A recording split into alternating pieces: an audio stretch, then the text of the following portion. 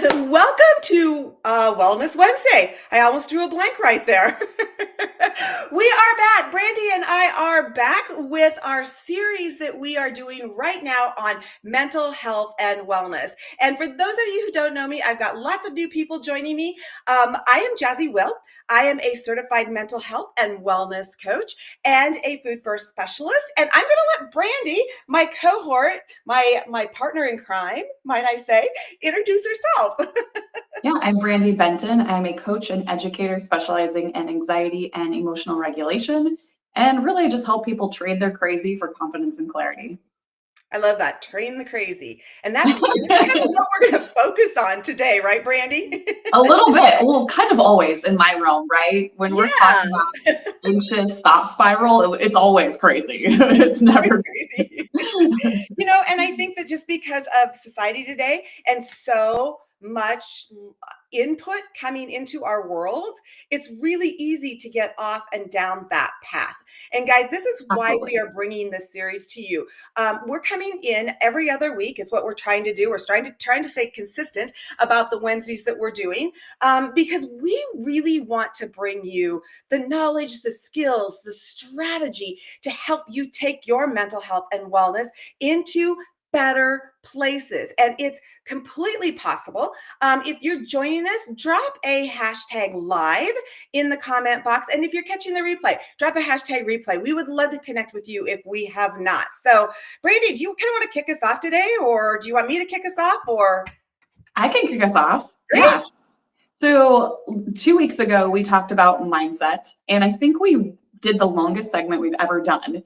And we were still like, yeah, we could talk about this for 5 more days. And so we wanted to revisit mindset again, because honestly, it's such a foundation to your mental wellness and to your just overall wellness in life. And today we actually wanted to take it from an approach of combining this with a really powerful tool of visualization. And so we're going to talk a little bit about that. And I also want to give some client examples as well, kind of weave that in and really talk about this piece around mindset, one being this beautiful tool to help connect us, at least for me, this is how I love to use it with my clients, to connect us to our authenticity, to connect us with our hearts and our bodies and create this congruence in our life while also healing the wounds of the negative mindset and allowing us to move forward in our lives that feels really authentic, grounded, and connected. And visualization is a fantastic tool for combining those. So that's kind of really where I was headed today. How about you? What do you want to jump in on? I love that. One thing that I really think is important, and I've been doing a lot of like studying and stuff on this, is, you know, guys, keeping an open mind about all of this is so important because if you can't open up your mind and really, really stop and think about how I can shift, how I can change, then nothing really changes. And so I know, Brandy, you and I had talked a little bit about neuroplasticity. And, we really kind of have this way of getting stuck in our own heads saying, well, I can't change, or I can't do that, or I this, or I can't, right? And this is where keeping that open mind really does help. And especially when it comes to utilizing visualization, utilizing a positive psychology, utilizing emotional intelligence. I really think that that's where it all begins. Yeah, and I think that might be a beautiful starting point. So for neuroplasticity, for those that are thinking, what is this big, weird scientific word that you're throwing at me? What does it mean and how does it relate to me? So neuroplasticity, just to break it down, is your brain is firing neurons when you have certain thoughts and feelings. And what it's doing is it's creating a pathway in your brain for that thought, feeling, etc. And so for a lot of us, we're actually thinking about 50,000 thoughts a day. And for a lot of us, 90% of those thoughts are the same exact thoughts. So if your thoughts are things like, I can't, I never will, I suck at this, I'm no good, this is too hard, I don't have the energy. Guess what? Tomorrow you wake up and you say, I want to have a better day. I want to be more energized. I want to be more in my authenticity. I want to be more connected. I want to have more positivity. But you're going to think the same thoughts, 90% of them, you're going to think them again until you actually make the effort to change those thoughts, because there's this beautiful pathway in your mind, these deep, deep grooves where these neurons have been firing that are going to go right back to those same exact thoughts, those same exact pathways. So you are actually developing a brand new neural pathway in your mind when you are shifting your thoughts, your behaviors, and your emotions. And this was actually a huge learning for me, because I remember there was a point in my life where people would say, do a gratitude list, do a gratitude list. I'd say, okay, yeah, I can write the gratitude list, but I don't feel the gratitude. It's not in my heart, it's not in my body. So why would I do this list? Well, it all comes down to neuroplasticity. I didn't have the pathway, the neural pathway to feel gratitude, because it wasn't something I was doing consistently. What I was doing consistently was feeling miserable and feeling bad for myself. And those were really easy to feel every single day. But gratitude wasn't. And then when I started practicing it, I felt it at first at like 1%. It was like a little bit, right? And so I was like, what's the point of this? Well, it's a muscle. I needed to continue to build that pathway. And so every time I do gratitude, that neural pathway gets, that groove gets deeper and wider and easier. So that is the purpose of neuroplasticity, is to create a new pathway to new feelings, emotions, and behaviors. Yeah, and as you're talking about this, I had this visual in my mind of what this kind of looks like, and this made sense to me. So I don't know, what? Drop a 1 in the comment box, guys, if this makes sense to you. It's like a stream, right? This stream like trickles and trickles and trickles and kind of paves its own pathway, right? And if you don't do something to interrupt that stream, it will never go in another direction. And that's the way that I visualize this neuroplasticity happening in the brain. And you have to keep rerouting that stream, right? Before it actually connects to a different path, so this is where you have to like I visualize building a dam, building some kind of a structure to reroute that path. And I think that's really what neuroplasticity is all about. Yeah, that's right? beautiful. And I think that takes us right into then, if you're creating new thoughts, if you're creating new behaviors, if you want a new mindset, what is that new mindset, right? Like what's on the other side?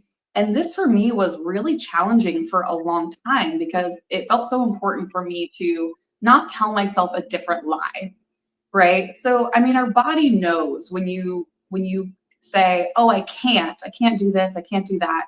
And then you just flip to the opposite side and you go, I'm amazing, I'm wonderful, everybody loves me, right? Your body can your body can tell that you're just giving it another lie, and it doesn't feel like it's incongruence. Right. So for me, I had to really navigate a few things. One being that negative thought, really now I see it as a part of me that is just hurt or wounded. And so instead of trying to battle that thought and say like, no, I don't want you around, you can't exist here, it's almost like parenting that thought. It's like, you're allowed to have this feeling and you're allowed to have this thought. And I'm going to love you and nurture you and have compassion for you. But I'm also going to be the parent. And so you're not going to get to decide what decisions we make and what we do in life, right? So that I can't voice, that is just the hurt little wounded self. And this one is so common. I was working with a client on this, I can't. And she's probably in her 50s. And so we were tracing this I can't voice and write this thought, and where did it come from? And it came from second grade. Right? This was a deep, deep wound. And imagine that neuroplasticity. She's in second grade. So let's say she's been saying this I can't thought to herself for 40 plus years. And so, yeah, that's powerful. And yeah, and this is what we do. Yes. And so you can't just then say, well, I'm just going to flip it to I can, and we're going to forget about that person. we're going to forget about that thought. And that's been with me for 40 years. And we're just going to nix it. It's going to go away. I really, truly believe that we do some healing around that, that we entertain that part of ourselves with some love and some compassion. And then we flip over to something that feels more incongruent with our compassionate, loving selves. And so I don't go from I can't to I'm amazing, I'm everything, I can do anything I want to do. Because for me, this is my personal philosophy on this, is that you're now still entertaining the same wound. That the mindset is still coming from this place of feeling wounded, right? I can't made me feel unworthy. So I will just try to prove my worthiness.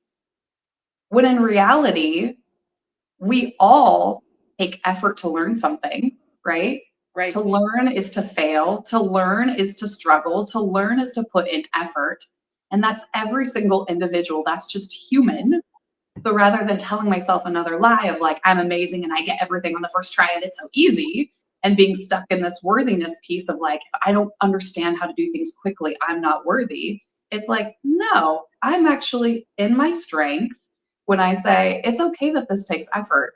Learning takes effort. And I'm choosing to put in that effort, right? And coming from it from that side. So I don't know if I articulated that clearly. Yeah, no, I love that. I love that because what you're talking about is learning how to process your emotions, right? Yeah. Learning how to process through all of that. I heard the other day that, we as human beings, we're literally hardwired. This goes back to the neuroplasticity thing. We're literally hardwired to be in control, right? But we're so busy trying to control everything that we can't control rather than learning how to control what we can control. And the only thing that we literally can control are the way we think, right? What we do and what we don't do, and our emotional responses. Those are the things that we have control over those things, we float through life and we're trying to control the situations. We're trying to control the other person. Which guys, I get it. This is the way our brains are wired, So this is really important that we are addressing this because that's going to help with us processing through those emotions. 100%. Yes. And visualization is a fantastic way to use that as an entry point. Like if you're wondering, well, how do I process these emotions? And this sounds really hard. The reality is, yes, feeling your emotions anytime you feel them, it is going to be challenging, right? You're dipping into that pool. But yeah, it's uncomfortable. Yeah. But I want to share a client example of how I was actually using this process with her. And this is a client who was struggling around social anxiety. And so we used a visualization process where we had her close her eyes and go back into a scene where she was, and this was a thing that had really happened, right? She was in a party and she was feeling awkward. She wasn't feeling really safe in the party, right? She felt like someone looked at her like she said something maybe dumb or whatever, right? All that social anxiety that comes up. Like, I look so stupid. I said the wrong thing. Nobody likes me. My hair looks like crap. Blah. Right. So she was in it and she was just allowing herself to like notice some of that mindset and some of those beliefs and feelings that were coming up with it. And then we took her through a process where she emotionally processed the feelings around that. And then I had her come back into another visualization where she first resourced in her body. So this is really powerful. I had her notice in her body where she felt strong. And all of us have a point in our bodies where it's like, it's our hips, it's our stomach, it's our heart center, where when we come into that place, we feel like our most sturdy, strong, compassionate, confident selves. And so she found and anchored into that place in her body, right? Having her eyes closed. And then I had her stay in that place in her body, resourced, go back into the party and see what happened when she came from it, from that resourced place. And this was beautiful. This is even better than trying to force a mindset is when our mindset spontaneously sees the world from a different perspective because we've healed what was causing it to see the world negatively. So she goes back into the party. She's standing with the person that she originally thought maybe judged her or thought she was, not cool. And she's standing there, and as she's feeling strong, she has this moment of like, oh, wait, I don't need to talk to this person if they don't like me. I'll just go find someone else to talk to. And it was like, right? Even better than anything we would have come up with on our own, where typically if we just bypass the emotional processing part, right?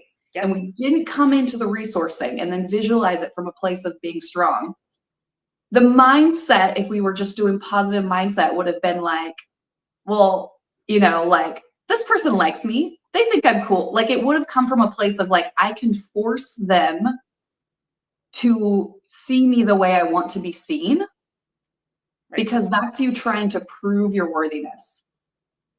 But when she walked up to him already feeling worthy, she knew he wasn't worth her time. Right. Because he wasn't coming at her with love, compassion, and respect. So I don't want to invest in this person. I want to go talk to someone who does accept me, respects me, likes me. Yeah. This is just so powerful. Because I got goosebumps as you were sitting there explaining this, because it really goes back to just rerouting that stream, right? And that's what you're doing with these visualization techniques, is being able to go back in. You've got your stream flowing, you just continually like roll that over and over and over. The stream never changes. But with a visualization technique like this, it gives you the power to be able to lay down those stones and rewrite the scenario. Yeah. Right? And from a place that is connected to your body and your heart and your authenticity, right? Yeah. And it all comes back down to that, because that's what gets bruised. That's what gets injured. That's where the trauma is, right? Yeah, this is true. Yeah. So anything else? You have any other techniques to share? Anything I love that. That is so powerful. And I am definitely going to be utilizing that. Moving forward, I feel like I have a lot of, you know what? We all do. I'm not going to say that, my trauma is worse than anybody else's. We all deal with this. And it's because we have tried to control so much of our lives for so long. Right? Mm-hmm. Yes. And we've been controlling the wrong things. I know I have. We really like other people, places, and things. Yes, that's true. I think we all do that, right?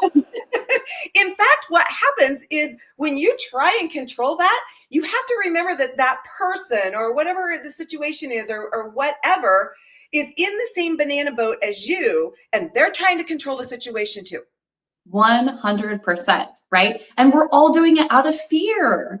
Right? We're all doing it out of fear. And you had mentioned how our body and our mind wants control, right? Mm-hmm. And I have heard that, or researched, read, whatever. Heard makes it sound like my grandma told me. My hairstylist told me.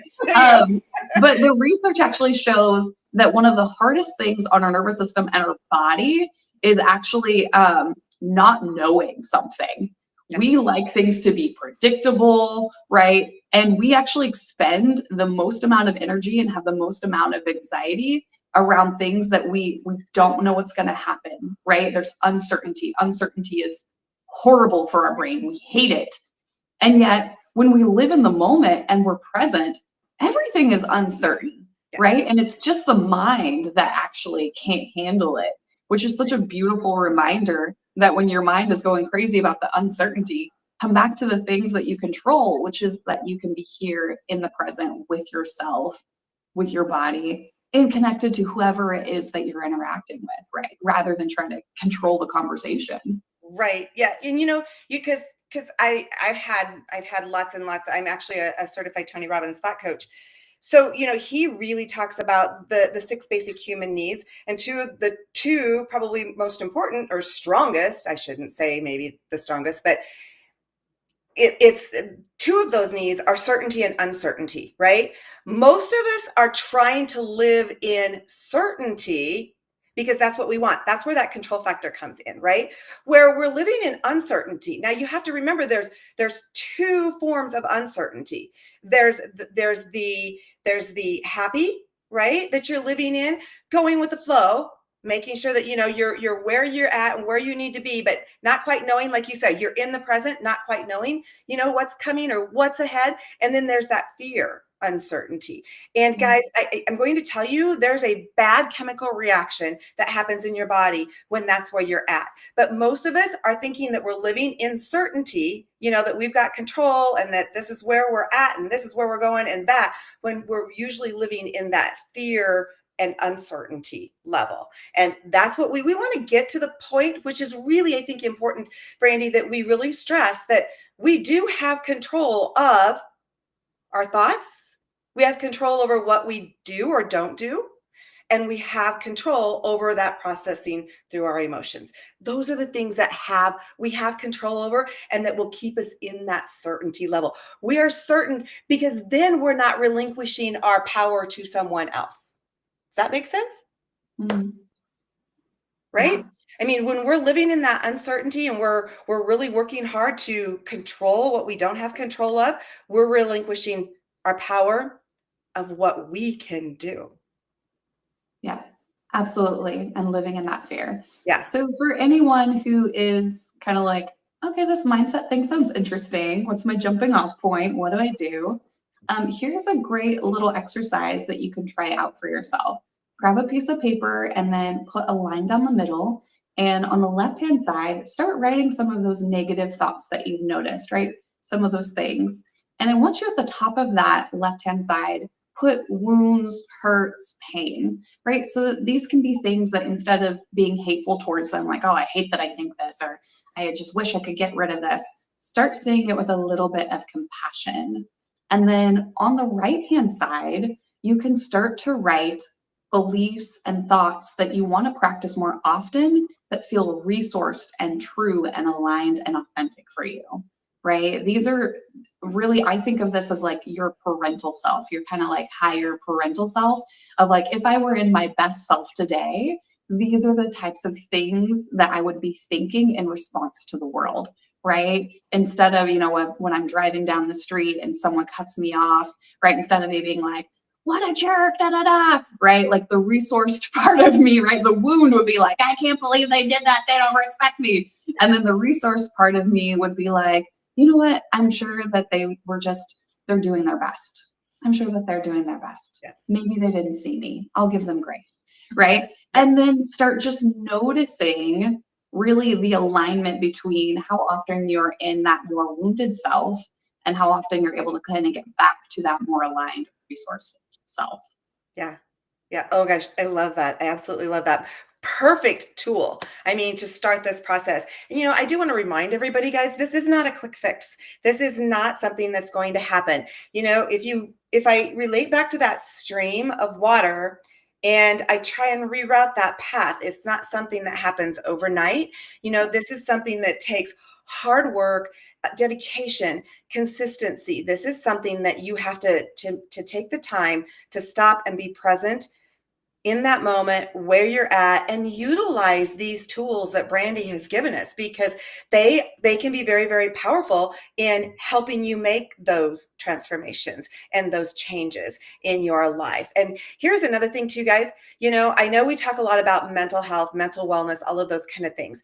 Mental health and wellness is not it's not a diagnosis that you get from your doctor. It's not something that you struggle with just because your doctor or a physician has said, hey, you're dealing with, I'm not going to say beep, beep, beep, beep, beep, all of the different things that have been linked to mental health and wellness. Guys, our mental health and wellness is how we get through our days. And we want to help you get through your days the very best way possible. So in the ticker across the bottom, if you kind of like to see where you're at with your mental health and wellness, we do have a link down there. You Matter assessment. Guys, it's absolutely free. We don't see your results. You get to see your results to see where you are at on your mental health journey. It's really, I don't know what, it takes maybe 10 minutes to go in and fill it out, I think, Brandy.